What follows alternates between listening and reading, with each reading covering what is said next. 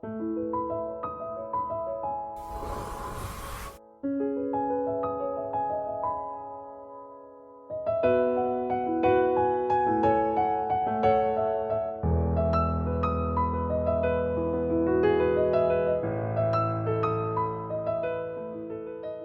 a emoção que se tem quando se desce do céu para a terra? A gente se sente como... É engraçado como as coisas acontecem na vida da gente sem você ir buscar, sem você esperar, e de repente, uf, eu tinha 14 anos e fui convidada para fazer um filme de longa-metragem. Eu já estava dando, com meu pai, Roberto Moon, as aulas de inglês na TV Tupi. Eu tinha 13 anos quando eu comecei. A TV Tupi estava nos primórdios. E nem tinha estúdio grande ainda, a gente gravava na Praça Mauá, nos estúdios da Rádio Tamoio e da Rádio Tupi. Improvisar. Tudo no preto e branco, ao vivo, não havia gravação. Veja bem, estamos voltando na pré-história da televisão. Tinha uma companhia de cinema, de gravação daqueles filmes com informações de jornal, né? Porque não tinha na televisão ainda transmissão para poder fazer um jornal ao vivo. Então era filmado os acontecimentos, as paradas militares, e depois passava nos cinemas antes dos filmes. Uma das companhias novas, mais ou menos, que fazia isso eram os estúdios Herbert Richards, do cara visionário chamado Herbert Richards, que depois teve uma longa carreira como produtor de cinema. E chegou o momento, ele decidiu investir num longa-metragem, porque na época quem dominava esse nicho era a Atlântida.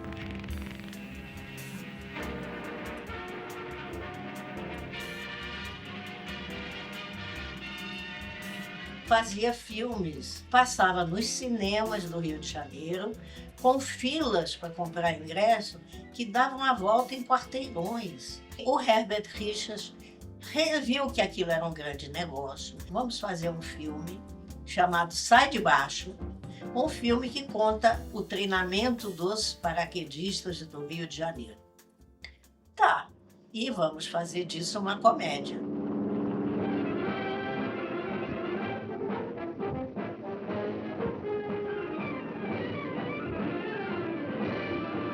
Quem eles chamaram para dirigir? Um diretor que estava aqui recentemente no Brasil, J.B. Tanco. E ele comprou o projeto junto com o Herbert Richards, pai, e resolveram investir nisso. A atriz principal seria uma pessoa que veio do sucesso do rádio, Adelaide Quioso. Eu sabia que você não era páreo pra mim. Os rádios naquela época, a Rádio Nacional, outras rádios que existiam no Brasil, tinham auditórios, shows de música com vários cantores, músicos, etc., com palco aberto ao público. E a Adelaide Quioso tocava acordeon e cantava. E ela tinha feito muito sucesso no rádio. Também o Renato Restier, que era um ator muito famoso em teatro. Quem mais trabalhava no filme? O Costinha, que também era um sucesso no teatro. E o Fred e o Carequinha. Fred e Carequinha eram dois palhaços muito engraçados que faziam um programa ao vivo na TV Tupi. O Paulo Monte para fazer o galã, mas eu não tenho quem faça a mocinha. É você, Raul? Como é que eu fui parar no filme? Através da amizade de uma vizinha minha com o diretor do teatro, do filme, né, o diretor J.B. Tanco. No apartamento em que eu morava com meus pais, nós tínhamos uns vizinhos que eram também iugoslavos, que nem o J.B. Tanco, e eles moravam no andar 8º, a gente morava no 7º. Aí, claro, a gente se encontrava no elevador, conversava muito com meu pai, que também era um estrangeiro, austríaco. Aqueles papos, ficaram amigos.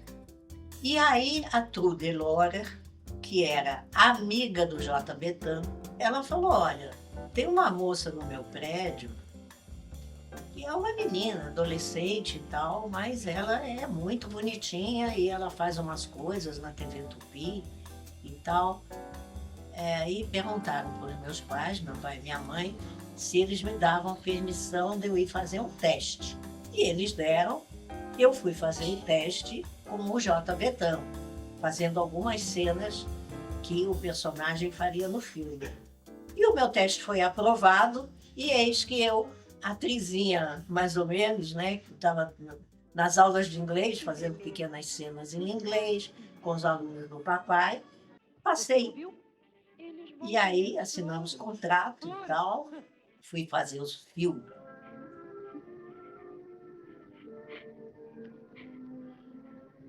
E aí começamos a filmar muitas cenas lá, no destacamento dos paraquedistas, mostrando o treinamento deles, porque a história é que o Paulo Monte, né, que fazia o galã, se alistava lá, e depois o Costinha era quem tomava conta do cachorrinho do coronel, né? O coronel que mandava ali.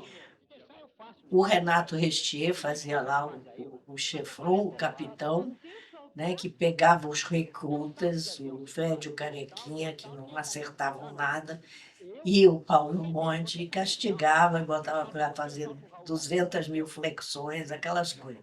E dá uma confusão depois, some o cachorro do coronel, enfim. Vira o avante por aí, me avisa. Sim, senhor.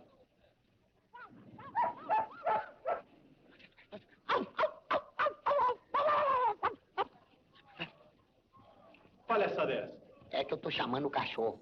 A maquiagem na época era uma coisa pavorosa. Porque, claro, não era a cor do filme, era preto e branco. E tinha umas maquiagens especiais que vinham até dos Estados Unidos, não tinha ainda fabricação no Brasil, e eram tipo uma pasta cor de abóbora que passava na pele das atrizes, né? E ficava um negócio grosso assim na pele da gente, mas o resultado fotográfico era muito bom. Como vai, meu herói do ar? Um dia teve uma filmagem em Senador Camará, que é uma cidade bem rural na época, né? Como era distante do Rio de Janeiro, minha mãe foi me acompanhando, porque ia ser uma filmagem em parte noturna, era diurna e depois ia esticar um pouco à noite. E fomos de trem, que a gente tomou na Central do Brasil, e o trem foi, uma das paradas foi esse Senador Camará. De lá a gente pegava um caminhão. Aí eu não sei que confusão deu, até hoje eu não sei, que o rapaz do caminhão que levou o equipamento lá para esse sítio, que ficou ali estacionar, ele teve alguma briga com a produção e não concordou com o cachê, com alguma coisa. E chegou assim, à noitinha, o cara saiu do sítio com seu caminhão, com as suas coisas. E ficamos uma parte do elenco, estava a Adelaide, o Paulo Monte, eu, minha mãe, que não era do elenco, mas e eu acho que o Fred, o Carequinha, eu sei que a gente ficou lá. E cadê que o caminhão não volta para pegar a gente? Não veio. A gente ficou lá, naquele lugar, sem água potável, sem uma janta, sem uma comida, porque era como se ele tivesse saído para buscar uma refeição para a equipe. E não voltou. Passamos a noite toda naquele local, né? Fez um pequeno friozinho, agora no estado do Rio de Janeiro não fazia frio nem naquela época. A gente não tinha onde ficar. A gente sentava na mureta da varanda do sítio, porque não tinha mais cadeira, não tinha nada. E sem comer. Aí tinha aquelas mangas que estavam verdes. Mas na falta de outra coisa, a nossa janta foi aquela madrugada, manga verde. Todo mundo comeu, foi isso. E só de manhã, o diretor J. Betanco e o Herbert Richards descobriram que essa pessoa não tinha ido buscar ninguém. E aí que mandaram buscar a gente. Então isso foi uma das aventuras que aconteceram nos primórdios do cinema. Se vocês pensam que foi só isso de encrenca, para fazer o filme, ainda tem a parte do som, da dublagem. Nessa época, o cinema nacional não estava equipado com som direto. Ninguém fazia filme com som direto. Então, o que fosse falado nas gravações, depois teria que ser passado num estúdio, loop por loop, quer dizer, pedacinho por pedacinho, com os atores da cena se dublando, falando no microfone, simultaneamente com a imagem. Fomos filmar num estúdio lá da produção do Herbert Richards e tal. Claro que vou. E aí deu mais encrenca. É um perdido. Tanto Carequinha quanto Costinha, eles tinham um tique de fala da comédia deles, né, que eles faziam. É uma coisa bem característica. Eles faziam um barulho assim, e aí falavam. E para gravar isso na dublagem, eles não acertavam de volta as macaquices que tinham feito com a boca, soltando som.